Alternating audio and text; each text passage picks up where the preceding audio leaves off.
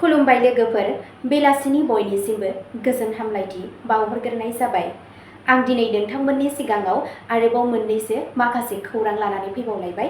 आसा खालामो नोंथांमोनहा खौरांखौ खोनासंनानै मोजां मोनगोन।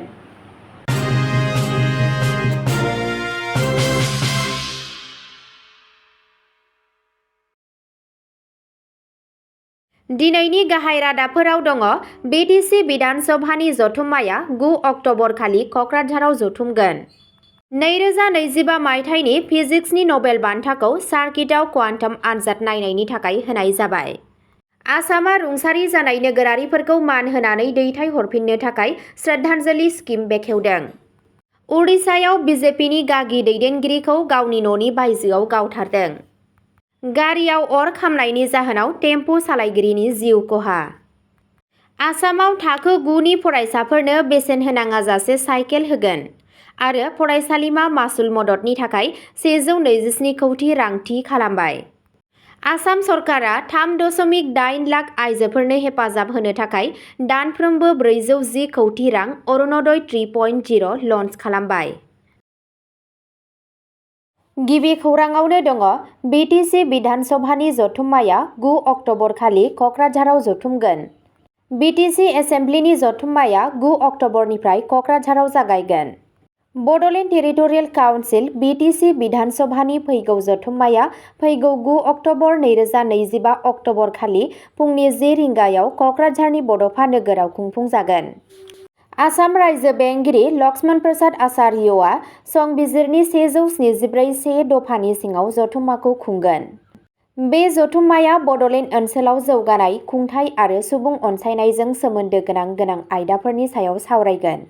बावैसो सिगां बिटिसि बिसायख'थियाव बड'लेण्ड पिपल्स फ्रन्ट (बिपिएफ) आ मोन 40 मासिनि गेजेराव मोन 28 मासि देरहासारनायनि उनाव हाग्रामा महिलारीआ गाहाय मावफुं सोद्रोमा (CEM) महरै समायखिरा लाबाय। रिहन दैमारीआ लेङाइ CEM महरै समायखिरा लायो। रायजो बेंगिरि, गिबि मन्थ्रि हिमन्त बिश्व शर्मा आरो गुबुन गुबुन मानगोनां आलासिफोरा समायखिरा लानाय हाबाफारियाव बाहागो लादों। बे जथुम्माया ओनसोलनि सुबुंफोरनि मुलाम्फानि थाखाय गोदान बिटिसि सरकारनि नाजानायनि जागायनायखौ दिन्थियो। नैथि खौराङाव दङ। 2025 मायथाइनि फिजिक्सनि नबेल बान्थाखौ सार्किटआव क्वान्टाम आनजाद नायनायनि थाखाय होनाय जाबाय। रयेल स्वेडिश एकाडेमि अफ साइन्सेसआ 2025 मायथाइनि फिजिक्सनि नबेल बान्थाखौ जन क्लार्क, मिशेल एच. डेब्रेट आरो जन एम. मार्टिनिस बिथांनो बे बाथ्राखौ दिन्थिनायनि थाखाय होदों दि क्वान्टाम जाथाय सरासनस्रायै फिसा बाहागोफ्रावल' नुनो मोनो, मोनसे गेदेर थाखोनि मोब्लिबारि सार्किटआवबो जानो हागौ। बिसोरनि आनजादफोरा 1980 नि दशकआव जौगाखांनाय जसेफसन जंक्शनफोर थानाय सुपारकन्डाक्टिं सार्किटफोरखौ बाहायदोंमोन। बिथांमोनहा आखाइजों हमथानो हाथाव फिसा मोनसे डिभाइसआव क्वान्टाम टानेलिं आरो रोखा गोहोनि थाखोखौ दिन्थिदोंमोन। बे संदाननाया क्वान्टाम आरो क्लासिकेल ओनसोलफोरनि गेजेराव सिमाखौ बांहोयो आरो जौगा थाखोनि क्वान्टाम कम्पिउटार, सेन्सर आरो क्वान्टाम क्रिप्ट'ग्राफि सोरजिनायाव हेफाजाब होनो हागौ।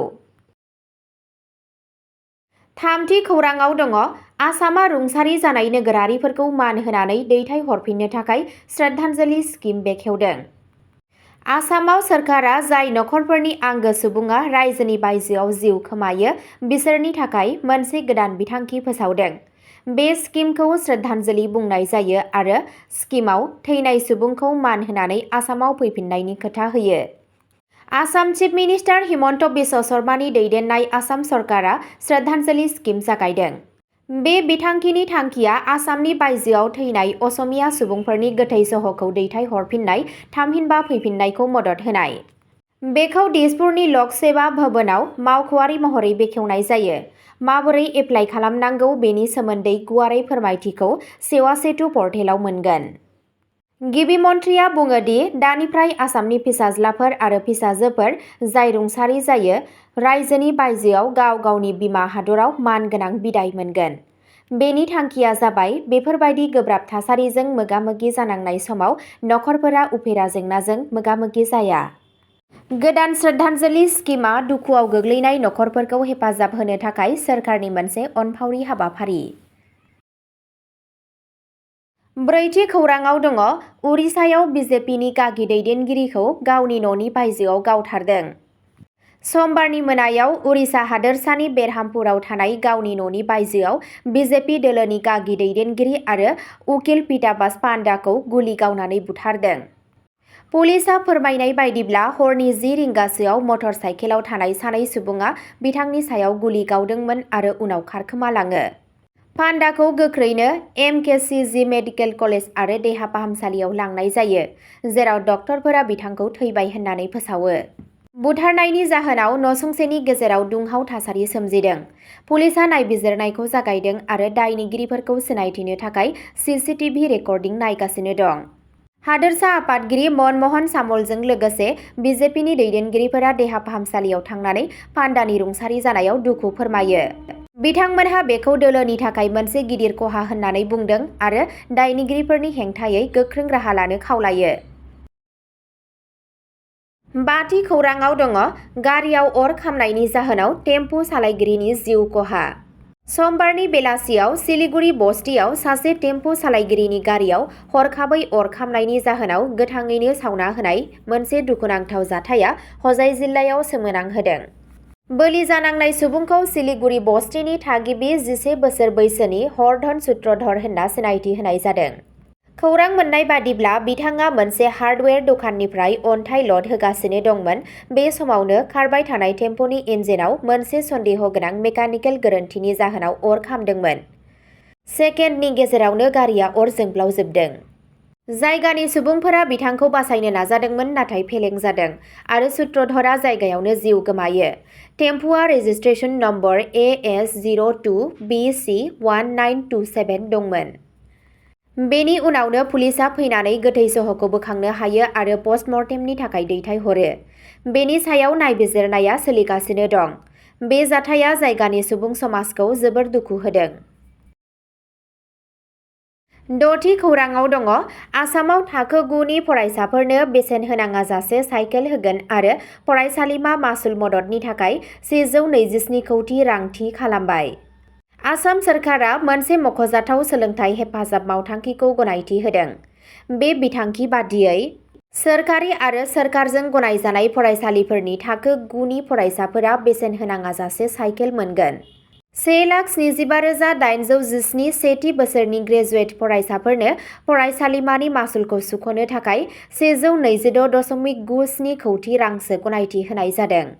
बावैसो सिगां केबिनेटआ बे थिरांथाखौ लादों। मावख'आरिफोरा बुङो दि बेनि थांखिया जाबाय बांसिन फरायसाफोरखौ फरायसालियाव थानो थुलुंगा होनाय, हान्था-मेलाखौ बांसिन सुबिदा गोनां खालामनाय आरो फरायसालि नागारनायनि हारखौ खमायनाय। बे मोननै मुलाम्फा, लाइमोन फरायसाफोरनो साइकेल होनाय आरो बैसो जानाय फरायसाफोरनो राङारि हेफाजाब होनाया गासै ओनसोलाव सोलोंथाइखौ जौगाहोनो थाखाय सोरखारनि नाजानायनि मोनसे बाहागो। स्निथि खौराङाव दङ आसाम सरकारा 3.8 लाख आइजोफोरखौ हेफाजाब होनो थाखाय दानफ्रोमबो 410 कौटि रां अरुणोदय 3.0 लन्च खालामबाय। आसाम सरकारा अरुणोदय 3.0 खौ सिनायथि होदों। 3.8 लाख आइजोफोरनि थाखाय 410 कौटि रांनि दानारि हेफाजाब। आसाम चिफ मिनिस्टार हिमन्त बिश्व शर्मा बिथाङा अरुणोदय 3.0 खौ बेखेवनानै हादोरसायारि गाहाय राङारि अनसुंथाइ हाबाफारिखौ बांहोनानै 38 लाख आइजोफोरखौ लाफायो। दा साफ्रोमबो मोनग्राया दानफ्रोमबो 1,250 रां मोनगोन होनना फोरमायनायखौ मिथिनो मोननाय जादों।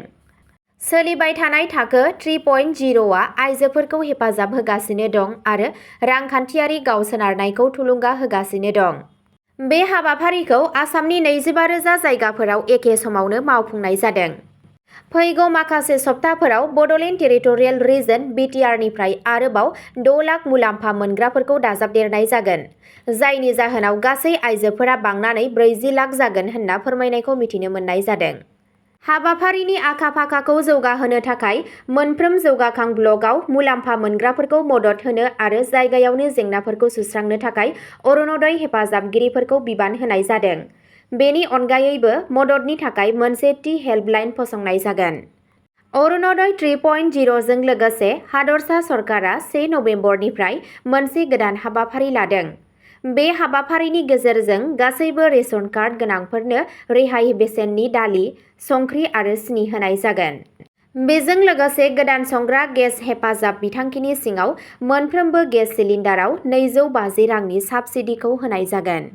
गिबि मन्थ्रि शर्मा बिथाङा बुङो दि अरुणोदयनि जौगानाया सुबुंफोरनि इनपुट आरो समाजारि सोफादेरनायनि थाखाय हादोरसानि बाउसोमनायनि गेजेरजों दैदेनजादों।